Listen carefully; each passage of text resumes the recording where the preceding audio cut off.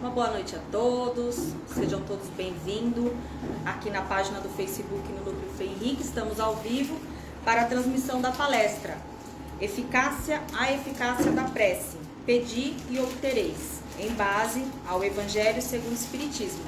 Eu vou estar chamando agora o Camilo Barbosa para fazer a apresentação para vocês. Muito obrigada, uma boa noite. Seja bem-vindo, Camilo. Obrigado, Nino. Boa noite a todos. Bom, pessoal, estamos aqui para seguir no nosso tema, né? Pedi e obtereis, né? É um tema assim que, pelo título, dá a impressão que a gente senta, pede, passa no caixa, já pega as fichinhas e troca por dinheiro e vai embora, mas não é assim. O tema é sugestivo porque está numa outra linguagem, tá? Mas a verdade, a eficácia da prece é muito contestada, né? A gente conhece pessoas, né? Já trabalham há um certo tempo dentro do Espiritismo, não só dentro do Espiritismo, mas com outras coisas também, e a gente fala para a pessoa, né? A pessoa fala, mas eu já estou orando faz 15 dias, Camilo, e não acontece nada. Né? Então, geralmente, a gente tem a prece como um veículo de pedido. Né? Eu peço, e aí eu aguardo o que eu pedi ao alto. Seja com a minha crença em Deus, em Jesus, em Maria, não importa. Né? Mas eu peço a forças superiores para que atendam aquilo que eu estou pedindo. Então, na visão espírita é um pouco diferente isso. Tá? Por exemplo, no Espiritismo não existe o conceito de vítima. Tá? Dentro da lei de causa e efeito, eu causo um efeito hoje aqui, fazendo uma exposição para vocês. Se eu falar uma série de inverdades ou não for verdadeiro de maneira intencional, eu vou gerar um efeito que eu vou ter que trabalhar lá na frente, ou nessa vida, ou na próxima. Se eu fizer de uma maneira, por ignorância minha, acreditando que isso é verdadeiro, eu também vou receber um efeito disso, só que de uma outra maneira, para que eu possa aprender. Agora, se eu já sei, tenho consciência e continuo repetindo o meu padrão, o efeito que vai vir para que eu possa trabalhar e consertar o que eu causei vai ser outro. Então é aquela velha lei, né? Quanto mais for dado, mais será exigido. E geralmente quando se faz oração, é uma posição assim, eu, sofredor, pobre, coitado, né? Vítima do mundo e das coisas, peço encarecidamente clemência e misericórdia para que eu possa sair dessa dor. Se isso feito, né, textualmente é uma coisa, mas se feito com a intenção de eu expor para o alto, de que eu estou sofrendo, que eu estou pedindo misericórdia sim, mas que eu estou disposto a trabalhar e a me responsabilizar pelos efeitos das minhas causas, vai chegar lá de outra maneira. Algum alívio sempre vai, sempre. Agora, como ele chega, como ele é retornado pelo alto, como ele é retornado pelo alto, depende muito da minha história e da minha relação com a minha existência atual ou existências anteriores. Isso é meio complexo, né? Porque a oração não é um cartão que a gente vai no caixa automático do banco e tira o dinheiro. Tá? A gente precisa ter saldo. Você bem financeiro, a gente precisa ter saldo. Né? E não é um saldo de dinheiro, né? O que eu deposito na minha conta corrente espiritual de aspectos positivos? E o que eu tenho de aspectos não positivos? Conclusão, o saldo que eu posso sacar naquele momento é o que está disponível. E tem mais um detalhe, nem sempre o saldo, mesmo havendo, vai me ser liberado de uma vez quando eu peço na oração. Por quê? Vamos dar um exemplo assim? Vamos supor que eu sou viciado em alguma coisa, numa droga, numa bebida, num cigarro, não importa. Estou procurando sair do vício, ok? Mas só que eu tenho a minha crise de abstinência. Estou transpirando, estou com ansiedade, estou com crise de ausência da droga, tanto química quanto na questão emocional. E aí eu peço para o alto e falo, olha, por favor, eu preciso de alguma coisa. Se eu for lá no receber, eu não vou receber 100 mil reais porque eu vou me matar de tomar droga, de beber, de fumar, de comer, não importa. Talvez eu receba uma outra coisa no paliativo, alguém que venha conversar comigo, alguém que me explique como enfrentar essa crise, alguém que me traga um fitoterápico, alguém que me apresente um psicólogo, uma psicóloga, um psiquiatra, um médium, um padre, um pastor. Perceberam? Eu estou pedindo, mas se eu for pensar de maneira objetiva e direta, que eu estou pedindo o quê? Eu quero um pouco de algo para poder saciar esse meu desespero, nem sempre virá o que eu estou pedindo. Virá o que é melhor para a minha evolução. Isso é difícil de se encarar, porque quando você está com dor, com ausência, com desespero, o mais que a gente quer fazer é tirar a dor emocional ou a dor física da frente. Eu duvido que nenhum de nós aqui não queira isso. A dor, é incômodo, né? E às vezes a dor emocional é pior que a dor física, né? Porque a dor física a gente pode tomar um analgésico, pode tomar uma morfina, alguma coisa vai acontecer, mas e a dor emocional? Em que a mente fica martelando.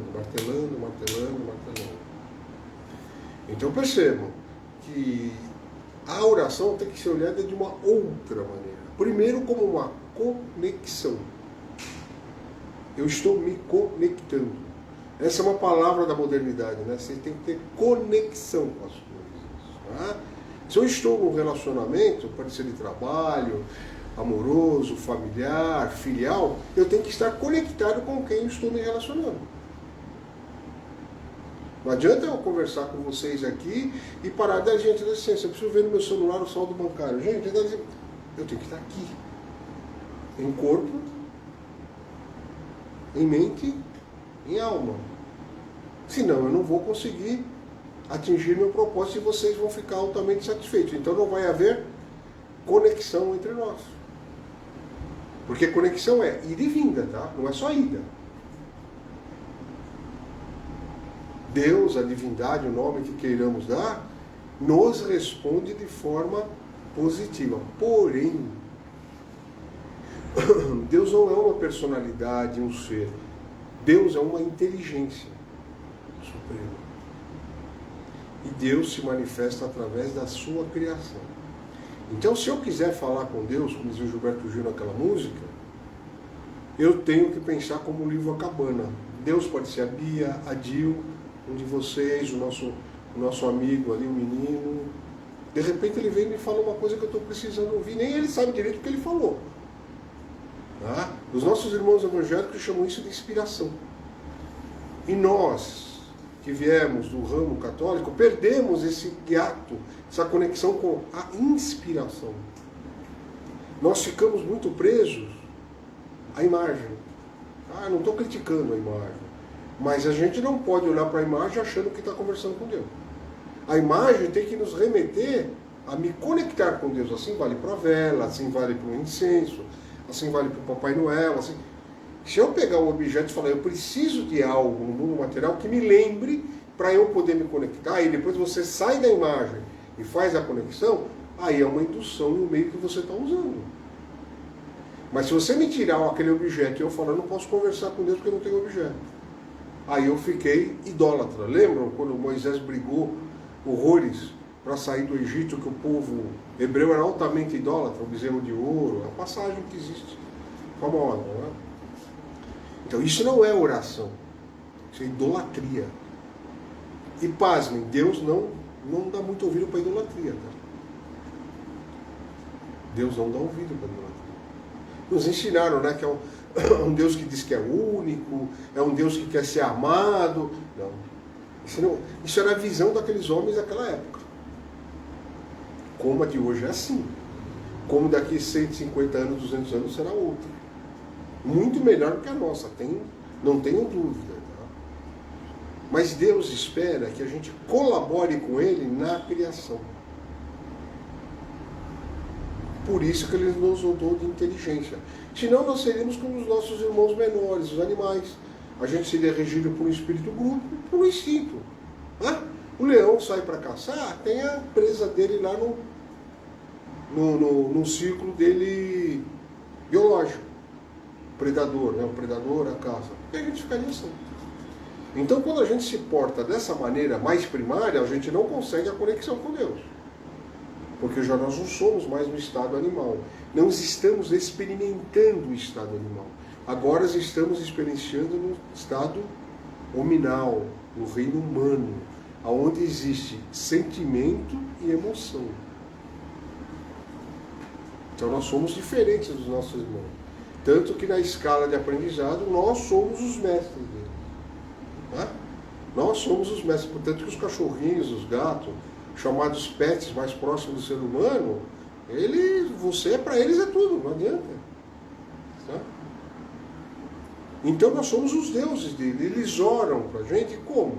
Com fidelidade, com carinho, com companheirismo. Essa é a forma da oração deles para nós. E qual é a forma de oração nossa para a espiritualidade maior? Porque Deus ainda é um conceito muito amplo para a gente. Né? Nós estamos caminhando. Né? É a conexão. O que vale numa casa espírita? A conexão. Eu vou falar algo bem forte. Se vocês ficarem aqui e não subirem para o tratamento e entrarem em profunda conexão, vocês acreditam que a espiritualidade vem tratar vocês aqui? Poxa, com certeza. Não tenho dúvida. Exatamente, exatamente. Por que a gente precisa ser atendido? Primeiro que a gente quer falar. Já que a gente não tem uma conexão bacana com o alto, a gente precisa de um médium. E por que a gente acredita no médium? Porque o espírito não está aqui, ele tem uma visão maior. Sim. Mas será que o espírito vai dar alguma orientação para a gente diferente daquela que Deus propõe? Depende. Depende para quem eu oro. Se eu orar para alguém que seja também não tão esclarecido, a orientação vai ser uma. Se eu orar para quem seja esclarecido, outra. Então o melhor caminho proposto por Allan Kardec é que a gente sempre tenha fé raciocinada. Né? Eu vou lá, passo pela entrevista, converso. Olha, que orientação bacana, por quê? Está de acordo com a orientação da casa, está de acordo com o kardecismo, com o protestantismo, com o catolicismo, não importa. Gente, na espiritualidade, religião não tem valor nenhum, sabe? Tem valor para nós. Como tem valor eu sou do time A, do B, eu gosto de A, G. Isso só tem valor aqui, no nosso momento encarnatório. Lá, naquela outra faixa de vivência, não quer dizer nada. Não quer dizer sim, que eu pratiquei de bom, que eu pratiquei não de bom, se eu fui indulgente, se eu fui teimoso. Isso sim. Entra para aquele saldo. Por que eu estou explicando isso? Porque a oração é um resultado de um comportamento da gente. Então tem pessoas, ontem uma pessoa conversou comigo muito e falou, mas eu não oro. Então eu não estou com Deus. Eu falei, mas o que você faz? Ela começou a contar, eu falei, olha, você me desculpa, você ora mais do que eu.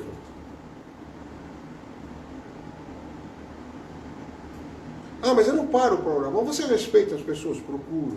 Você procura ser justa dentro daquilo que você acredita? Procuro. Você... Falei, então você ora. Você, aliás, você faz uma coisa melhor. Você só não ora, você pratica. Senão a gente fica aquele religioso ou religiosa profissional que faz uma oração linda, você chora, me abraça, eu saio daqui. Não resolveu de nada. Por quê? Porque a minha oração é para vocês. Esse capítulo do Evangelho fala muito isso. A oração é para fora. Não é uma oração interna. Então a conexão passa a ser um momento de prazer entre eu e Deus. E cada um de vocês comigo. Sem intermediário.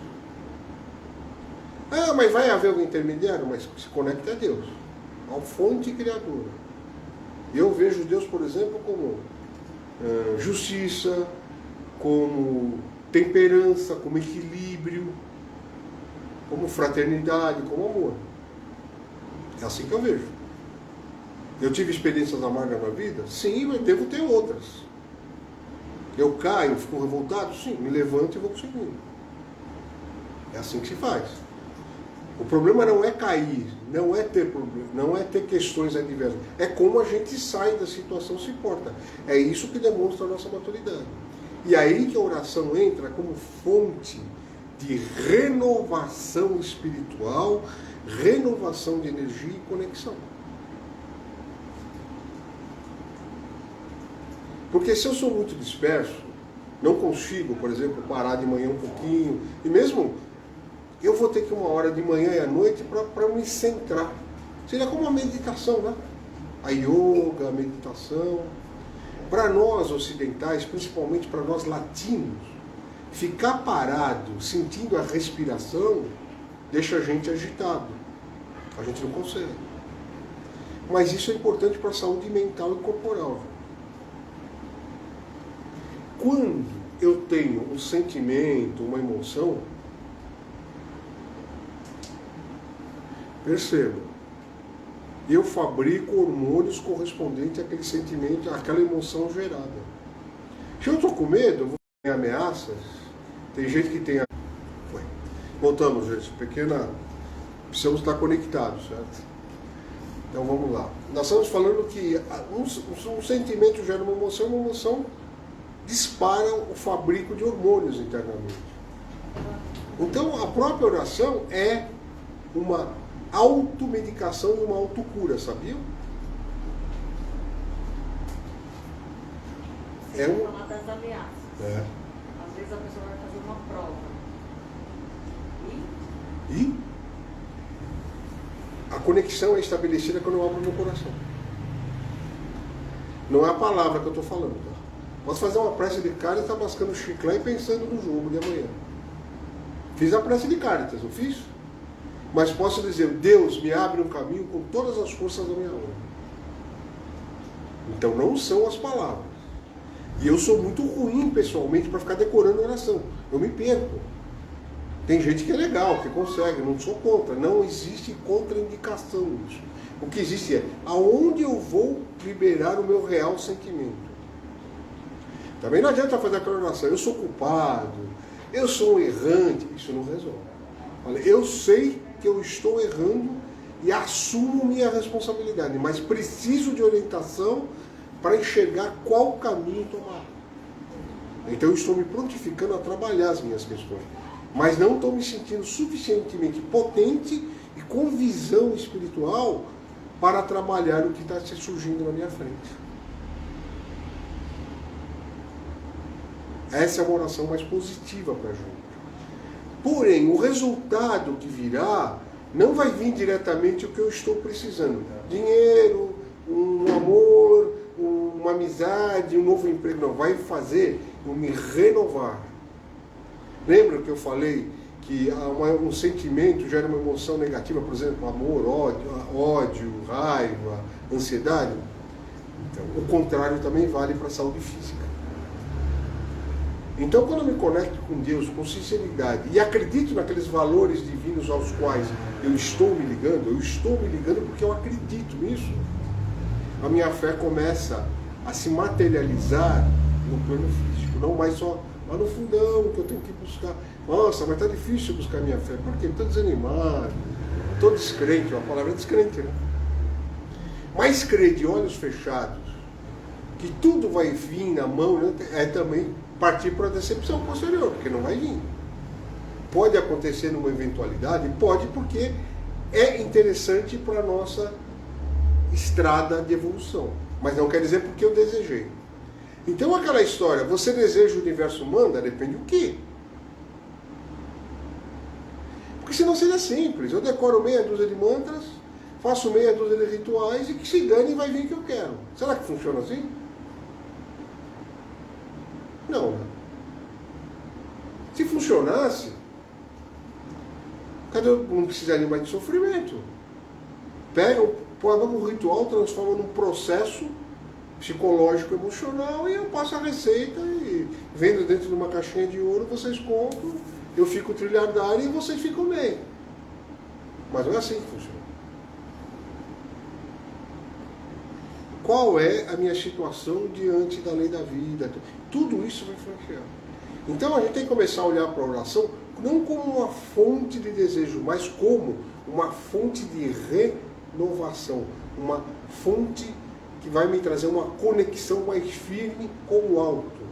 E quanto mais nós acreditarmos que somos espíritos numa experiência corpórea e material, mais a gente vai se tornar capaz de lidar com os dissabores materiais, amorosos, de emprego, sabiam?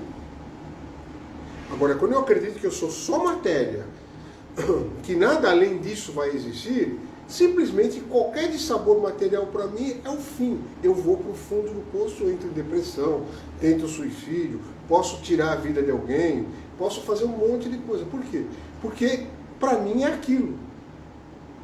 Olha, perdi meu emprego, nossa, como que eu vou me alimentar? Tá bom, vamos ver o que pode ser feito.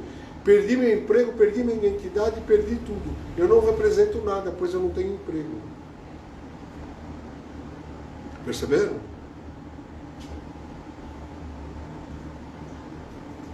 Vamos remontar um... Perceberam que se eu só orasse para isso, que eu teria que pedir? Renovação, abrir uma nova carreira, abrir uma perspectiva. Olha, eu não quero passar fome. Mas se eu tiver que passar, se assim for, que eu tenha sabedoria para passar isso, para aprender a lição. É forte fazer isso. Mas é a única maneira, pelo menos a qual eu acredito, por constatação, por vivência, e por observação com várias pessoas durante muitos anos, que é o que mais funciona. Ah, mas tem que lugar que vai dar um jeito pra gente, vai dar um jeito numa lei. Então eu vou fazer uma historinha rápida aqui para você. Sabe como funciona esses arranjos espirituais? Porque são temporários, são gambiarra. Eu vou no médico, estou com hepatite, quero continuar comendo e bebendo feito louco, o médico vai me dar um hepatoprotetor, vai dar isso, mas isso uma hora não vai fazer mais efeito. Então eu tenho uma melhora? Tenho, eu vou continuar fazendo o que eu quero. Mas a lei cobra depois. E na dimensão espiritual funciona assim.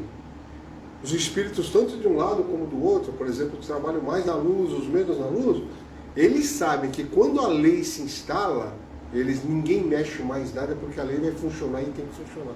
Fazem assim, ó. Agora não é mais com a gente. Então não tem milagre.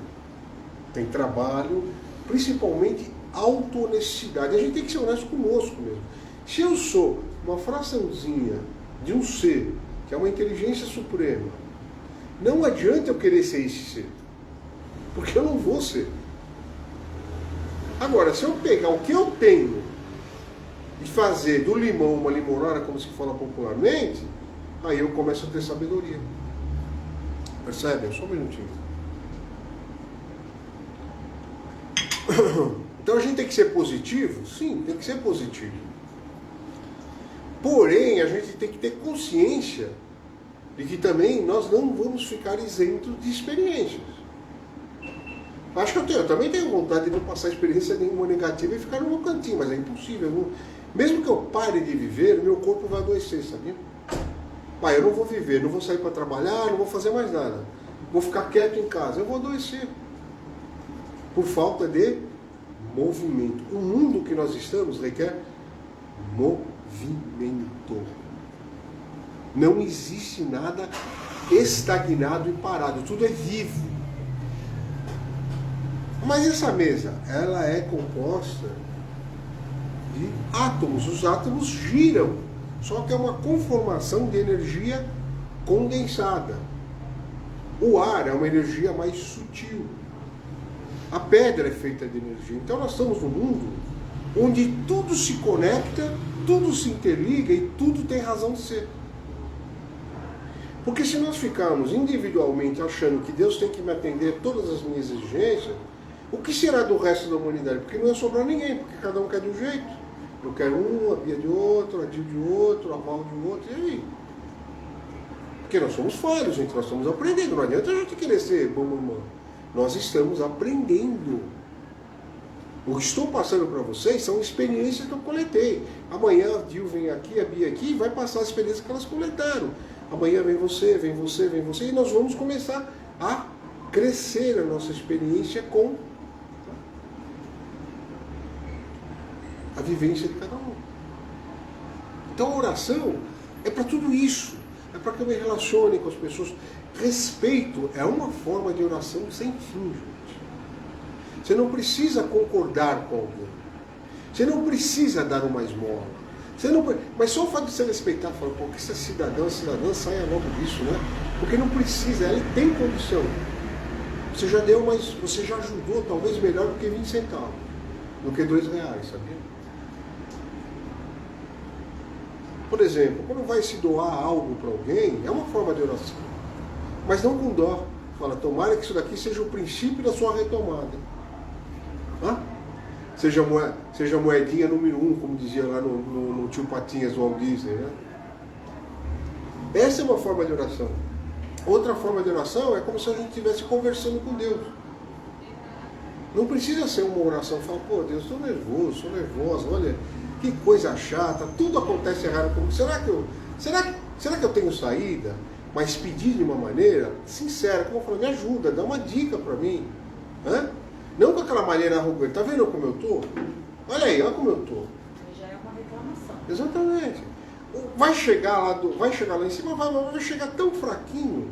Agora, eu estou aqui de peito, de coração aberto, disposta a receber o que eu tenho que receber, e o meu desejo é que eu sair e me dar bem e sem melhorar.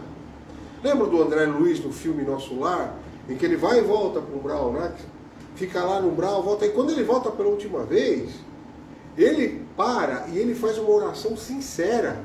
Ele fala, eu quero ajuda. Eu reconheço que a minha arrogância me trouxe até aqui. Agora eu quero que a minha filha, que o fato de eu ser filho da divindade de Deus me leve de volta. Eu quero aprender, eu quero fazer. E quando ele volta para o nosso lar, ele vai aprender. Ele não quer mais dar uma de médico, porque lá no nosso lar a medicina é praticada com outros princípios. Não são os mesmos princípios que ele conhecia enquanto médico na Terra. Lembra da passagem que ele chega lá, a mocinha está cuidando, dando um passe numa menina que tinha desencarnado, e tinha desencarnado na visão dela precoce, tinha deixado noivo, namorado. E aí ele fala, deixa que eu cuido. Ela falou, tá bom. Aí ele não sabia como cuidar, porque ela estava com o lado psíquico totalmente desordenado. E você tem que dar um passe para gerar uma vibração, vamos falar de Rivotril, para a pessoa se acalmar, mas é passe. Aí ela volta a dormir. E aí ela vai sendo desperta conforme a gente vai se acompanhando o estado psicoespiritual dela, em que ela possa começar a conversar, porque senão ela vai continuar sedada. Não é assim que a gente faz com o estado de coma induzido, porque a gente precisa se concentrar na recuperação daquele paciente na UTI, e a gente não quer que ele se debata, fique nervoso, suba a pressão, então a gente faz coma induzido, para que possa haver uma recuperação biológica. Então existe o coma induzido espiritual, em que o espírito fica hibernando. Perceberam, né? Que o passe é uma forma de oração. O banho nas águas de João Batista é simbólico, gente. O batismo não é porque você tem 6 anos, o batismo tem que ser feito quando você aceita. E aí eu concordo com os meus amigos evangélicos. Quando você aceita a divindade, quando você aceita Jesus, que é uma ponte, que é um caminho, não é um Deus para ficar baixando, não. Ele é uma ponte, um caminho, então você está batizado. Mas batizado na água de maneira simbólica. Mas você tem que estar batizado aqui dentro. Porque é o que importa. Não é o certificado do batismo que vai fazer eu conectado com Deus. Então, o batismo é você se reconectou a Deus. Esse é o símbolo do batismo. Por isso que em alguns lugares o batismo é feito depois de 12, 13 anos, porque é quando a pessoa tem alguma condição de entender isso daqui. Alguns outros fazem no nascimento, mas no nascimento dá a impressão que já é um filho do pecado, né? E aí, se não acreditar na reencarnação, fica pior ainda, né? Então, na minha visão, na minha modesta visão, eu acho que o batismo ideal é com 12, 13 anos, pela consciência. Então o fato de orar não significa que eu estou blindado. O fato de orar não significa que eu vou obter todas as metas que eu coloquei para Deus. Olha, eu quero um carro, olha, eu quero isso, eu quero aquilo. Mas eu não questiono nada se eu mereço. Eu quero. E aí eu quero, o que é? É um pulso de desejo. E não dá para ver a divindade, ver Deus como um pulso de desejo. Porque se ele for atender todos os meus desejos, eu vou prejudicar muita gente. Porque muita coisa que eu quero, por contra interesse, ou não? Sim. O fato, por exemplo, eu sou lá, estou com 22 anos, quero me casar com aquela jovem. Mas não pergunta para ela se ela quer. Eu quero. Aí aquela jovem não pergunta se quer outra jovem. Como que fica? E time de futebol, então?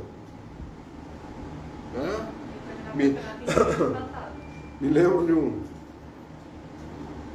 de um grande irmão umbandista lá da Bahia que falava assim: Camilo, se mandinga funcionasse, o campeonato baiano terminava empatado. É uma figura bacana, não vou citar o nome porque não importa. Mas fica a lição, né, do mestre, que já não está mais entre nós. Ele falou: terminava empatado porque todo mundo faz um monte de coisa para ganhar. E aí, como que faz? Vai empatar, né?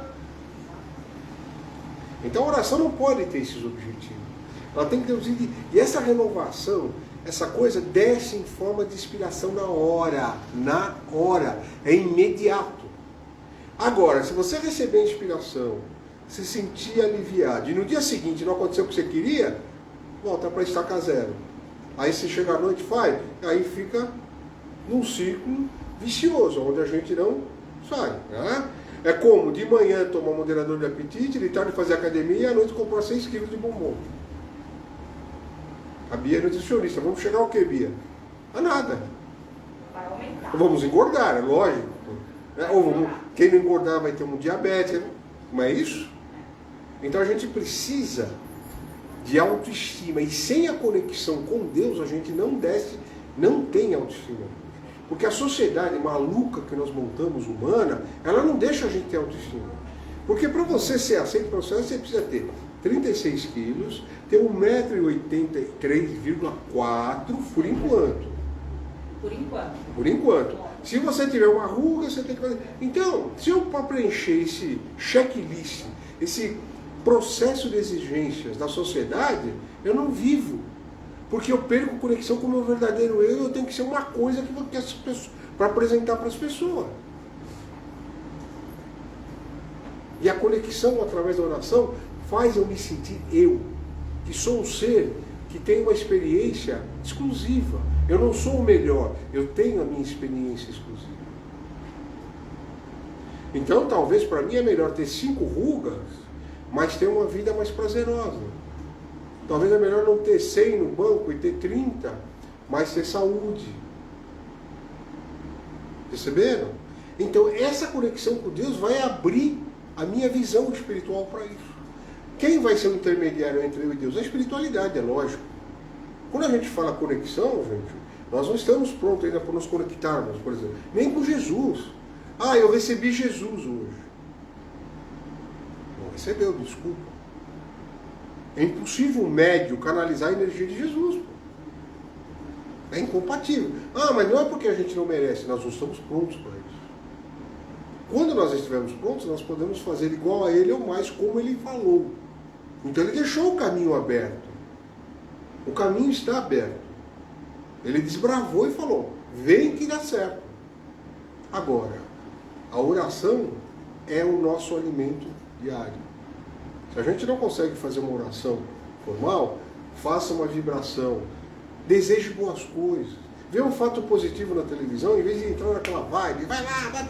Nossa, que todo mundo nessa situação saia melhor, que o melhor aconteça para todo mundo, que esse mal se transforme em algo produtivo para todos. É não dar corda para o lado odioso da história. É como o anjinho e o diabinho, né? Eles estão aqui, ó. Para quem que eu vou dar alimento? É minha escolha. É um livre-arbítrio? É. Muitos questionam, mas livre-arbítrio? Livre-arbítrio significa escolher entre algumas opções de uma situação sem ser pressionado por nada, de livre e espontânea vontade. Livre-arbítrio não quer dizer que eu faço o que eu quero, mas eu escolho da minha mais absoluta verdade. Mas como a nossa cabeça, a nossa mente está tão poluída, eu nunca escolho o melhor para mim. Porque eu escolho porque socialmente é melhor. E a oração precisa ser um meio de meditação para nos auto-reconhecermos, e encerrando, porque é um assunto extenso, nos enxergarmos no espelho de Deus. A gente olha para o espelho divino, enxerga Deus não como uma figura, e a gente vai encontrar o nosso reflexo se a gente se conectar com Ele. Boa noite, obrigado. Te convido para tomar um passe. Obrigado a todos por nos acompanharem. Uma boa noite. Na próxima segunda-feira estaremos aqui com o Paulo.